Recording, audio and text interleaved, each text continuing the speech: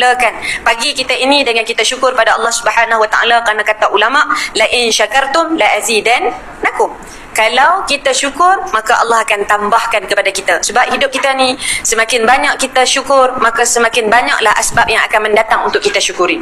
Tapi kalau kita ni, mata kita hanya mencari yang buruk-buruk saja, lalu apa yang akan datang? Lebih banyak sebab-sebab untuk kita terus komplain, terus merungut, terus mengeluh dalam hidup kita ini. Sebab itu guru saya dulu pernah menyebut, dia kata kita menjadi manusia ni belajarlah daripada binatang yang namanya lebah.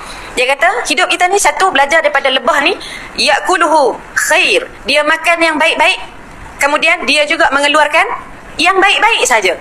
Matanya mencari kebaikan, dia mengambil kebaikan daripada debunga-debunga yang dia jumpa, akhirnya dia mengeluarkan madu yang baik untuk kita ambil manfaat daripadanya. Sebab itu kita belajar daripada binatang sebegini supaya kita dapat ambil manfaat. Dan kita juga ingat, kita boleh menjadikan mata kita ini sebagai mata lebah, atau kita juga boleh menjadikan mata kita ini sebagai mata lalat. Bagaimana mata lalat? Letaklah apa pun dia tetap cari yang busuk.